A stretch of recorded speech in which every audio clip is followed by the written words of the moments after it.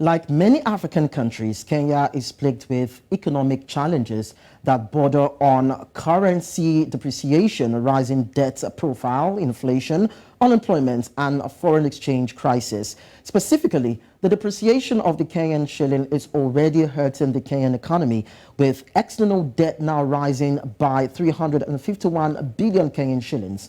Of the amount, dollar-denominated debt increased by 235.8 billion Kenyan shillings to about 3.4 trillion Kenyan shillings. Now, this means that the country's obligations grow larger because it must spend more shillings to acquire an appreciating dollar and then use it to repay its loans. Also, the number of Kenyans without jobs increased to more than 2.97 million in the quarter to December last year, underscoring the labor market woes in the wake of elevated inflation and reduced activity in the dominant agricultural sector. So this morning from Nairobi, Kenya, I have with me Professor Lekan Iraki, who is an economist and faculty, University of Nairobi, Kenya. It's nice to have you around, Professor. Good morning. Now, generally speaking, what would you say is the current situation in terms of Kenya's economy? And why does it seem as though it is hard for President William Ruto to hit the ground running? The situation in Kenya economically is more driven by promises than reality on the ground. If you look at when we are going to the polls last year, both contestants, Raila Odinga and Dr. William Ruto, made a lot of promises to the Kenyan population. The price of goods will go down, there will be more jobs. But as you know very well, it is much easier to vote, but to turn down the economy. So the economy might not be doing as bad as expected, but it's not as bad as to warrant demonstration of the streets of Nairobi. I think it was more about unfulfilled promises and economic reality. All right, talking about unfulfilled promises, let's tilt it down to, or tilt it towards the current unemployment rate in Kenya. Now, in 2020, it was said that unemployment rate in Kenya was about 5.73%. In 2021, it rose by 0.01% to 5.74%. Now, in 2022, it was set to have risen by 2.94%, the same year that President William Ruto came into power. That was on September 12. Now, according to analyst predictions, it's been said that in 2023, there's the possibility that unemployment rate in Kenya might rise to about 9.30%. Now, I'd like you to just look at the statistics and tie together and tell us where the problem is and what are the prospects for the unemployment and job creation, most especially for Kenyans.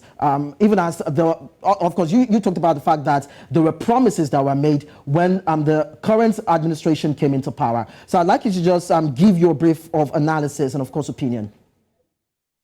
That's a very interesting data because an unemployment rate of 10% should be, by any standards, be very good, even by developed country standards. But when you look at how we classify employment in this country, they probably include people who are self-employed, people who are in farming, and so on.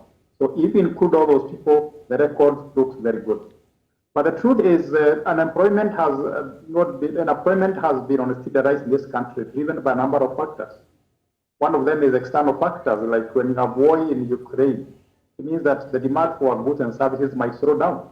The price of oil and other basic commodities might go up. So when the prices of goods and services go up, the demand goes down, and there is less need for goods and less need for people buy less goods and less services. And that, by extension, creates less jobs. If you look at the internal factors, we have had a drought for the last 1 year or so. So the agricultural sector, which is a key driver in this country, has not been doing very well. And that, by extension, brings down the number of jobs that are needed. So those are the two factors that have conspired to bring up the unemployment rate. And we cannot also rule out the issue of going to the polls, going to the election. Anytime we are going to the polls in this country, the political activities usually slow down the economy, and then it peaks after that. And we're hoping that the next 6 months or so, the economy is going to peak, and the employment rate might start going down. Now, the opposition leader, Raila Odinga, just recently called off nationwide protests. And the bane for those protests that were carried out in the country had to do with the high prices and the cost of living, rather, the cost of living went up. And of course, there was, of course, the hike in fuel price and taxes being paid by citizens to the government. There are other economic challenges that led to the protests in Kenya. So now, does this actually justify the protests that were carried out by the citizens, looking at the situation and the various challenges, most especially the complaints that were raised by the opposition leader? This is an interesting situation because if you go to streets and demonstrate, that slows down the economy. Yet you need the economy to grow, to create more jobs, and solve the problems people are raising about. So there has been a big debate between what we should do to reverse the rising prices.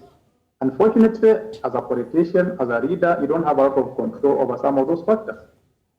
We import most of our oil, which is denominated in dollars. So if the dollar appreciates, then the price of oil is expected to go up. And that has a ripple effect on other basic products. If there is a drought, then the supply of food goes down, and that has an effect on inflation and the rising prices.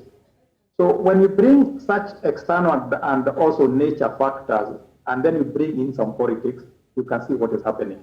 So I think the opposition leader has a point in saying that the prices are going up, but you should also be very sincere and tell us that it is not just a political reason that is making prices go up or go up. There are other external and natural factors. So it is an interplay of those two things that is making the prices go up, but politics is being brought into the discussion.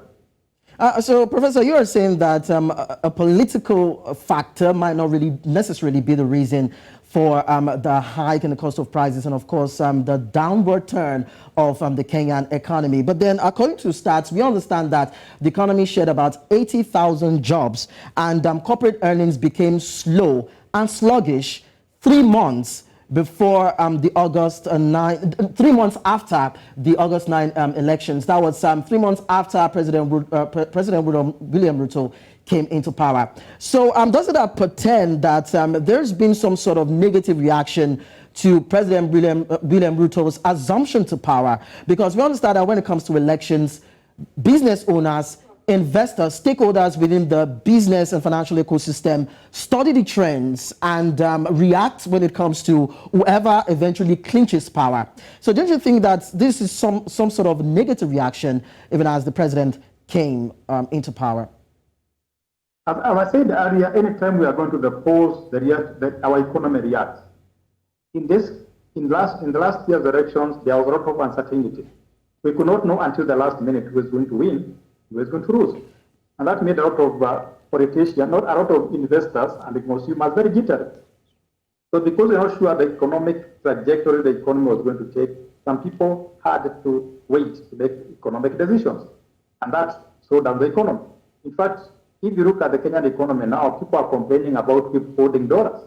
So I totally agree with you that politics has played a factor in the economy because of uncertainty. And even now, as we talk, when people are going to the streets demonstrating, it's demonstrating that people are not very sure about the economic direction. So politics play a very big role. But what I was saying earlier is when you bring drought, when you bring the issue in Ukraine, and then you bring politics, the situation becomes worse. All right.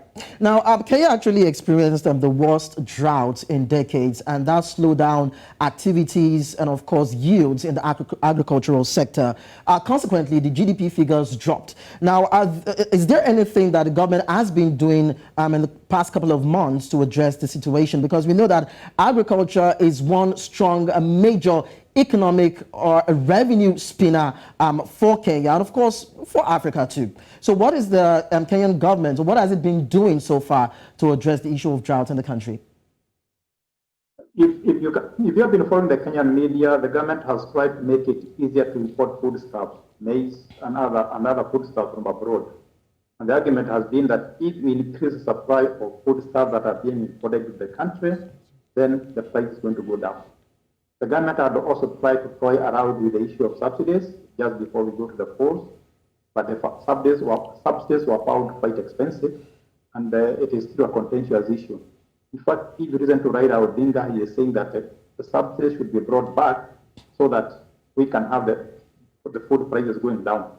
But the truth is, we can't do much about the food supply except beyond importing, Because even if the rain comes and now it is raining in Nairobi, then crops will not be harvested in the next 2, 3, 4 months.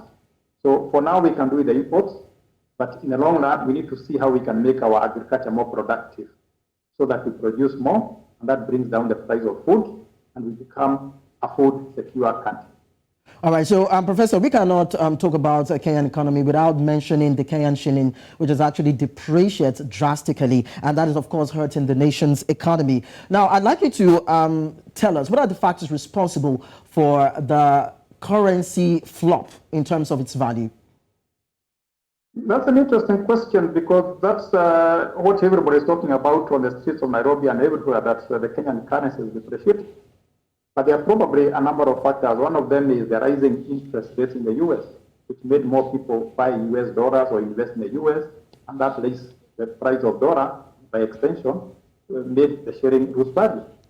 Second factor has been that we have been importing more than we have been exporting, and that trade deficit has created out of demand for dollars. By extension, has made our shilling weaker. Some people also argue that our shilling could be depreciating because of lack of confidence in the economy, some uncertainties. But all those three factors are conspiring to make the shilling depreciate. And that has consequences on inflation, has consequences on unemployment, and it has consequences on investor and consumer confidence. So we hope that very soon we are going to reverse that. That is why the government of Kenya is talking of buying oil, which is a very big consumer product, using the Kenya shilling from the Arab states, and that might put less pressure on the shilling, and so that it can stabilize, and by extension, we have an effect on the inflation. All right, thank you so much, Professor Iraki. Thank you so much for giving us this update as regards the Kenyan economy. Thank you very much, and have a good afternoon. And you too.